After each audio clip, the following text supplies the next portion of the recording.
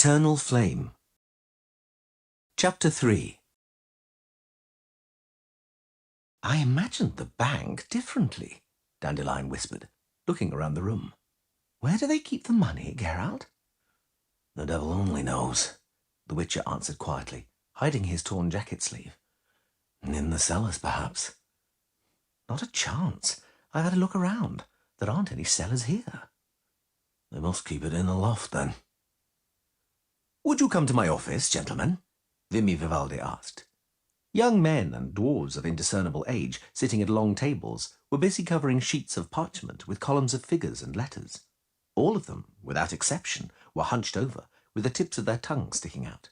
The work, the Witcher judged, was fiendishly monotonous, but seemed to preoccupy the staff utterly. In the corner, on a low stool, sat an elderly, beggarly-looking man, busy sharpening quills. He was making hard work of it. The banker carefully closed the door to the office, stroked his long, white, well-groomed beard, spotted here and there with ink, and straightened a claret-coloured velvet jerkin stretched over a prominent belly. "You know, Dandelion, sir," he said, sitting down at an enormous mahogany table piled with parchments. "I imagined you quite differently, and I know your songs. I know them. I've heard them. About Princess Vanda, who drowned in the river Duppy because no one wanted her, and about the kingfisher that fell into a privy." "They aren't mine."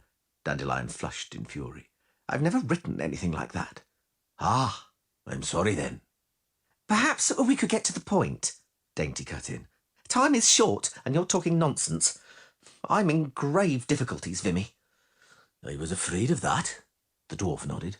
"As you recall, I warned you, Bibivelt. I told you 3 days ago not to sink any resources into that rancid cod liver oil. What if it was cheap? It is not the nominal price that is important, but the size of the profit on resale. The same applies to the rose oil and the wax and those earthenware bowls. What possessed you, Dainty, to buy that shit, and in hard cash to boot, rather than judiciously pay with a letter of credit or by draft? I told you that storage costs in Novigrad are devilishly high. In the course of 2 weeks, they will surpass the value of those goods threefold. But you—" "Yes," the halfling quietly groaned. "Tell me, Vivaldi, what did I do?" "But you told me not to worry, that you would sell everything in the course of 24 hours, and now you come and declare that you are in trouble, smiling foolishly and disarmingly all the while. But it's not selling, is it? And costs are rising, what? Ah, that's not good, not good. How am I to get you out of it, Dainty? Had you at least insured that junk, I would have sent some of the clerks at once to quietly torch the store. No, my dear. The only thing to be done is to approach the matter philosophically and say to oneself, fuck this for a game of soldiers. This is business. You win some, you lose some. What kind of profit was it anyway, that cod liver oil, wax and rose oil? Risible. Let us talk about serious business. Tell me if I should sell the mimosa bark yet, because the offers have begun to stabilise at 5 5/6. Eh? Are you deaf? The banker frowned. The last offer was exactly 5 5/6. You came back, I hope, to close the deal. You won't get 7 anyhow, Dainty. I came back? Vivaldi stroked his beard and picked some crumbs of fruitcake from it. You were here an hour since, he said calmly, with instructions to hold out for 7. A 7-fold increase on the price you paid is 2 crowns 5 40 pennies a pound. That is too high, Dainty, even for such a perfectly timed market. The tanneries will already have reached agreement, and they will solidly stick to the price, I'm absolutely certain. The door to the office opened, and something in a green felt cap and a coat of dappled conifer girded with hempen twine rushed in. "Merchant Sulamir is offering 2 crowns 15, it squealed. 6 1/6, Vivaldi swiftly calculated. What do we do, Dainty? Sell, the halfling yelled. A 6-fold profit, and you're still bloody wondering? Another something in a yellow cap and a mantle resembling an old sack dashed into the office. Like the first something, it was about 2 cubits tall. "Merchant Beaverfell instructs now to sell for below 7, it shouted, wiped its nose on its sleeve and ran out.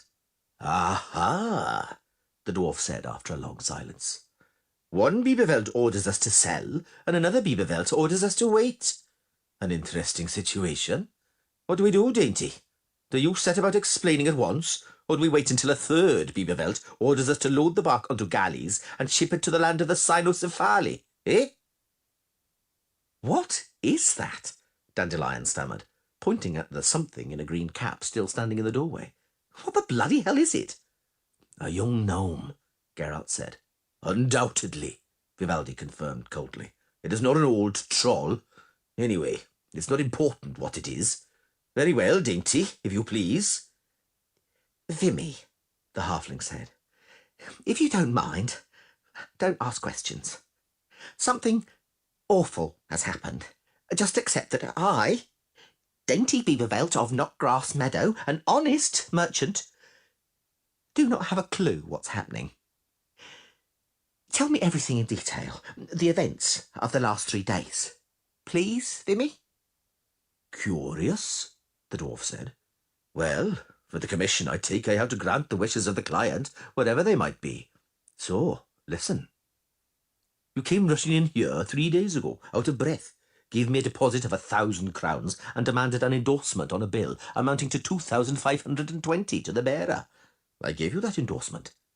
Without a guarantee? Correct. I like you, Dainty. Go on, Vimy. The next day, you rushed in with a bang and a clatter, demanding that I issue a letter of credit on a bank in Vizima for the considerable sum of 3,500 crowns.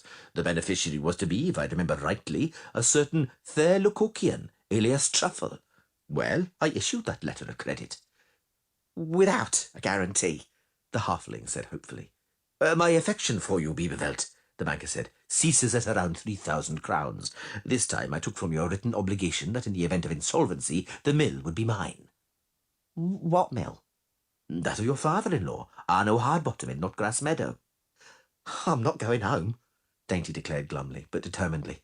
I'll sign on to a ship and become a pirate. Vimy Vivaldi scratched an ear and looked at him suspiciously. Oh, come on, he said. You took that obligation and tore it up almost right away. You're solvent. No small wonder with profits like that. Profits? That's right. I forgot, muttered the dwarf. I was meant not to be surprised by anything. You made a good profit on the cochineal, Beavervelt, because, you see, there was a coup in Porvis. I already know, the halfling interrupted. Indigo's gone down and cochineal's gone up, and I made a profit. Is that true, Vimy?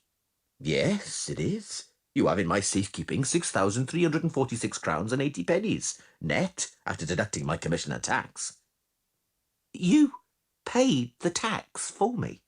What else would I do? Vivaldi said in astonishment. After all, you were here an hour ago and told me to pay it. The clerk has already delivered the entire sum to City Hall. Something around 1,500, because the sale of the horses was, of course, included in it. The door opened with a bang, and something in a very dirty cap came running in. 2 crowns 30, it shouted. Merchant Hazelquist. Don't sell, Dainty called. We'll wait for a better price. Begone. Back to the market with the both of you. The 2 gnomes caught some coppers thrown to them by the dwarf and disappeared. Right. Where was I? Vivaldi wondered, playing with a huge, strangely formed amethyst crystal serving as a paperweight. Aha! With the cochineal, bought with the bill of exchange. And you needed the letter of credit I mentioned to purchase a large cargo of mimosa bark.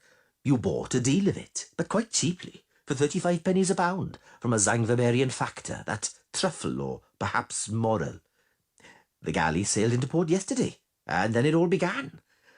I can imagine, Dainty groaned. What is mimosa bark needed for? Dandelion blurted out. Nothing, the halfling muttered dismally. Unfortunately. Mimosa bark, poet sir, the dwarf explained, is an agent used for tanning hides. If somebody was so stupid, Dainty interrupted, as to buy mimosa bark from beyond the seas, when oak bark can be bought in Temeria for next to nothing.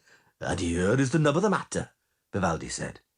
Because in Temeria the druids have just announced that if the destruction of oaks is not stopped immediately, they will afflict the land with a plague of hornets and rats.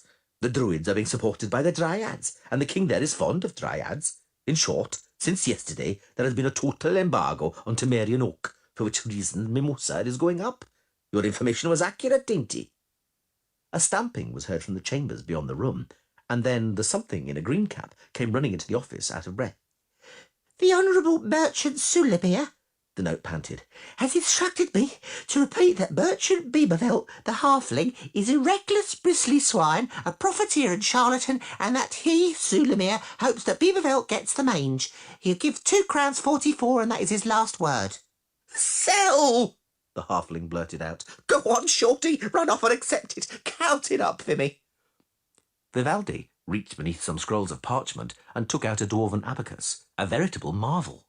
Unlike abacuses used by humans, the dwarven one was shaped like a small open-work pyramid. Vivaldi's abacus, though, was made of gold wires over which slid angular beads of ruby, emerald, onyx, and black agate, which fitted into each other. The dwarf slid the gemstones upwards, downwards, and sideways for some time, with quick, deft movements of his plump finger. That will be minus the costs and my commission, minus tax. Yes, 15,622 crowns and 25 pennies. Not bad. If I've reckoned correctly, Dainty Biebervelt said slowly, altogether net, then I ought to have in my account precisely 21,969 crowns and 5 pennies. Not bad. Not bad, Dandelion roared. Not bad? You could buy a large village or a small castle for that. I've never ever seen that much money at one time. I haven't either, the halfling said. But simmer down, Dandelion. It so happens that no one has seen that money yet, and it isn't certain if anyone ever will. Hey, Biebervelt, the dwarf snorted. Why such gloomy thoughts? Sulamir will pay in cash or by a bill of exchange, and Sulamir's bills are reliable. What then is the matter? Are you afraid of losing on that stinking cod liver oil and wax? With profits like that, you'll cover the losses with ease. That's not the point. So, what is the point? Dainty coughed and lowered his curly mop. Vimy, he said, eyes fixed on the floor. Chapelle is snooping around me. The banker clicked his tongue. Very bad, he drawled. But it was to be expected. You see, Biebervelt, the information you use when carrying out the transactions does not just have commercial significance, but also political. No one knew what was happening in poor Temeria, Chapelle included, and Chapelle likes to be the first to know. So, now, as you can imagine, he is racking his brains about how you knew. And I think he has guessed, because I think I've also worked it out. That's fascinating. Vivaldi swept his eyes over Dandelion and Geralt and wrinkled his snub nose. Fascinating? I'll tell you what's fascinating. Your party, Dainty, he said. A troubadour, a witcher, and a merchant. Congratulations! Master Dandelion shows up here and there, even at royal courts, and no doubt keeps his ears open. And the witcher, a bodyguard, someone to frighten debtors. Hasty conclusions, Mr. Vivaldi, Geralt said coldly. We are not partners. And I, Dandelion said, flushing, do not eavesdrop anywhere. I'm a poet, not a spy. People say all sorts of things, the dwarf grimaced. All sorts of things, Master Dandelion. Lies, the troubadour yelled. Damned lies. Very well, I believe you. I believe you. I just don't know if Chapelle will believe it. But who knows? Perhaps it will all blow over. I tell you, Biebervelt, that Chapelle has changed a lot since his last attack of apoplexy. Perhaps the fear of death looked him in the arse and forced him to think things over. I swear he is not the same Chapelle. He seems to have become courteous, rational, composed, and somehow honest. Get away, the halfling said. Chapelle, honest, courteous? Impossible. I'm telling you how it is, Vivaldi replied. And how it is what I'm telling you. What is more, now the temple is facing another problem, namely the eternal fire. What do you mean? The eternal fire, as it's known, is supposed to burn everywhere. Altars dedicated to that fire are going to be built everywhere, all over the city. A huge number of altars. Don't ask me for details, Dainty. I'm not very familiar with human superstitions. But I know that all the priests in Chapelle also are concerned about almost nothing else but those altars and that fire.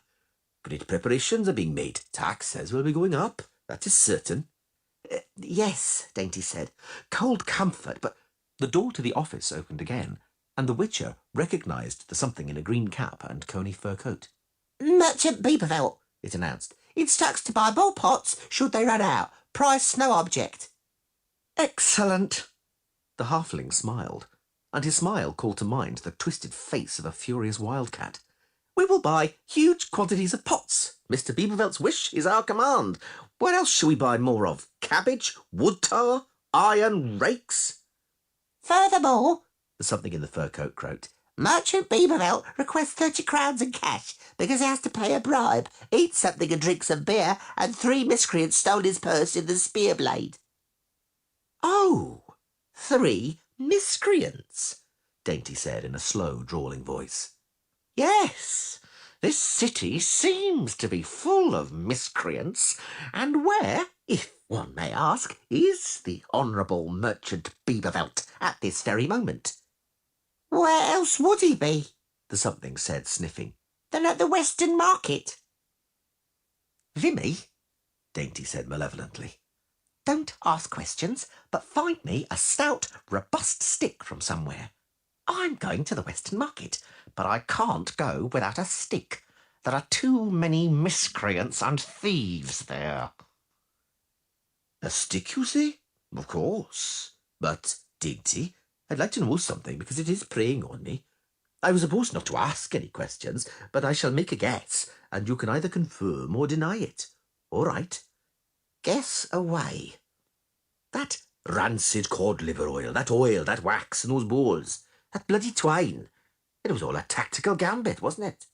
You wanted to distract the competition's attention from the cochineal and the mimosa, didn't you? To stir up confusion on the market. Eh, Dainty? The door opened suddenly, and something without a cap ran in. Sorrel reports that everything is ready, It yelled shrilly. and asks if he should start pouring. Yes, he should, the halfling bellowed, at once. By the red beard of old Rundurin, Vimy Vivaldi bellowed as soon as the gnome had shut the door. I don't understand anything. What is happening here? Pour what? Into what? I have no idea, Dainty admitted. But Vimy, the wheels of business must be oiled.